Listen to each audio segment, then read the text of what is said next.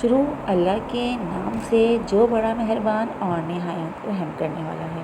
السلام علیکم دوستو، آج میں آپ کو قارون کے خزانے کے متعلق واقعہ بیان کروں گی۔ قارون کے خزانے کے متعلق آپ نے تاریخ کی حکایات اور محاورے تو سنے ہی ہوں گے۔ یہ وہی شخص ہے جس کا ذکر اللہ تعالیٰ نے قرآن مجید میں نشان عبرت کے طور پر کیا ہے۔ قارون کا قصہ اسرائیلی اور اسلامی دونوں طرح کی روایتوں میں ملتا ہے۔ یہ بنی اسرائیل کا وہی امیر ترین شخص تھا جس کے خزانے کی کنجیاں 300 اونٹوں اور خچروں پر لادی جاتی تھیں اور ہر کنجی چمڑے کی ہوتی تھی جو ایک خزانے کی چابی تھی۔ تاریخ انسانی میں شاید قارون سے زیادہ دولت اور ثروت کسی شخص کو عطا نہیں کی گئی۔ قارون حضرت موسیٰ علیہ السلام کے چچا یسوع کا بیٹا تھا۔ وہ نہایت ہی حسین اور خوبصورت آدمی تھا۔ یہی وجہ تھی کہ بنی اسرائیل اور قبطی لوگ اسے منور کہا کرتے تھے۔ قارون جوانی میں اپنی قوم کا سب سے با اخلاق اور نیک افراد میں شمار کیا جاتا تھا، نیز توریت کا بہت بڑا عالم دین بھی تھا۔ کیونکہ اس کی پرورش موسیٰ علیہ السلام کے سائے میں ہوئی تھی، اس لیے وہ کتاب کا علم بھی رکھتا تھا اور اچھے اوزار کا مالک بھی تھا۔ وہ توریت خوبصورت انداز میں تلاوت کیا کرتا تھا۔ یہی وجہ تھی کہ لوگ اس کا بہت ادب اور احترام کیا کرتے تھے۔ قارون ابتدا میں حضرت موسیٰ علیہ السلام پر ایمان لے کے آیا تھا اور جب بنی اسرائیل کو قبطیوں کی غلامی سے نجات ملی تو وہ ان کے ساتھ مصر کو چھوڑ کر سرزمین موعود کی طرف ہجرت کر گیا۔ وہاں اس کے حالات ایک دم سے بدل گئے۔ اس کے ہاتھ میں بے شمار دولت آئی۔ دیکھتے ہی دیکھتے وہ اپنی قوم کا امیر ترین شخص بن گیا، جس کا ذکر اللہ تعالیٰ نے قرآن مجید میں یوں کیا ہے: بے شک قارون موسیٰ کی قوم سے تھا، پھر اس نے قوم پر زیادتی کی اور ہم نے اس کو اتنے طاقتور خزانے دیے جن کی کنجیاں اٹھانا ایک طاقتور جماعت پر بھاری تھا۔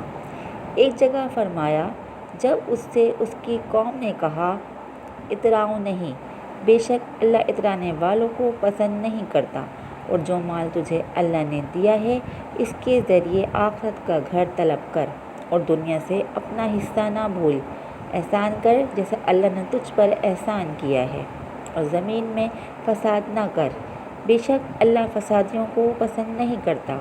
جب زکوٰۃ کا حکم نازل ہوا اور حضرت موسیٰ علیہ السلام نے اس سے عہد لیا تو اس نے یہ وعدہ کیا تھا کہ اپنے مال کا 1000واں حصہ زکوٰۃ نکالے گا۔ جب اس نے اپنے مال کا حساب لگایا تو ایک بہت بڑی رقم زکوٰۃ کی نکلی، لہٰذا اس کے دل میں حرص اور لالچ پیدا ہو گئی اور وہ زکوٰۃ کا منکر ہو گیا۔ اس نے ایک گندی چال چلی۔ اس نے بنی اسرائیل میں سے ایک گروہ کو جو اس کے حمایتی تھی جمع کیا اور کہا: اے بنی اسرائیل، موسیٰ نے ہمیں بہت سارے امور کا حکم دیا ہے جس پر تم لوگوں نے اس کی پیروی کی، اب وہ تم سے تمہارا مال بھی لینا چاہتا ہے۔ فلاں فاحشہ عورت کو لے کر آؤ تاکہ اسے کچھ پیسے دے کر موسیٰ کو بدکار ثابت کیا جا سکے۔ قارون نے اپنی قوم کے لوگوں کو جمع کیا اور حضرت موسیٰ علیہ السلام سے پوچھا کہ زنا کی کیا سزا ہے؟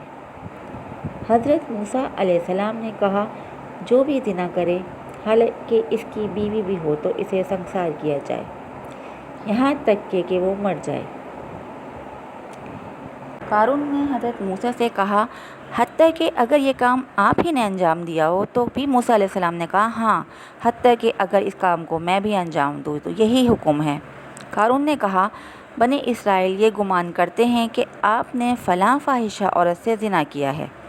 حضرت موسیٰ علیہ السلام نے فرمایا کہ اس عورت کو میرے سامنے لاؤ، لہٰذا وہ عورت لائی گئی تو آپ نے فرمایا: اے عورت، اس اللہ کی قسم جس نے بنی اسرائیل کے لیے دریا کو پہاڑ بنا دیا اور عافیت و سلامتی کے لیے دریا کے پار کرا کے فرعون سے نجات دی، سچ کہہ دے کہ واقعہ کیا ہے۔ حضرت موسیٰ علیہ السلام کے جلال سے عورت سہم کر کانپنے لگی اور اس نے مجمع عام میں صاف صاف کہہ دیا کہ اللہ کے نبی، مجھے معاف کر دیجئے، مجھ کو قارون نے کثیر دولت دے کر آپ پر بہتان لگانے کے لیے آمادہ کیا ہے۔ اس وقت حضرت موسیٰ علیہ السلام آبدید ہو کر سجدہ شکر میں گر پڑے اور بحالت سجدہ آپ نے یہ دعا مانگی کہ یا اللہ قارون پر اپنا قہر و غضب نازل فرما دے۔ لہٰذا وہ تمام لوگ جو قارون کے ساتھ تھے وہ اس سے جدا ہو گئے۔ موسیٰ علیہ السلام نے اللہ کی اذن سے زمین کو حکم دیا تو زمین پھٹ پڑی اور قارون اور اس کے پیروکار اس میں دھنسنے لگے۔ سب دیکھتے ہی دیکھتے قارون، اس کا مکان اور خزانہ سب اس زمین میں دھس گیا۔ جب یہ زمین میں نابود ہو گئے تو زمین کا شگاف دوبارہ بند ہو گیا۔ قارون کے اس دولت کے متعلق بہت ساری تاریخی حکایات نقل کی گئی ہیں اور تا قیامت قارون اور اس کا خزانہ تمام انسانیت کے لیے نشان عبرت بنا رہے گا۔ تو دوستو، اس واقعے سے آپ نے کیا سیکھا مجھے کمنٹ باکس میں کمنٹ کر کے ضرور بتائیے گا۔ واقعہ اگر پسند آیا ہو تو میری ویڈیو کو لائک کر دیں اور اس کو آگے بھی شیئر کر دیں تاکہ یہ ویڈیو دوسروں تک بھی پہنچے۔ یہ واقعہ سننے کا اور میری ویڈیو دیکھنے کا شکریہ۔ اللہ حافظ۔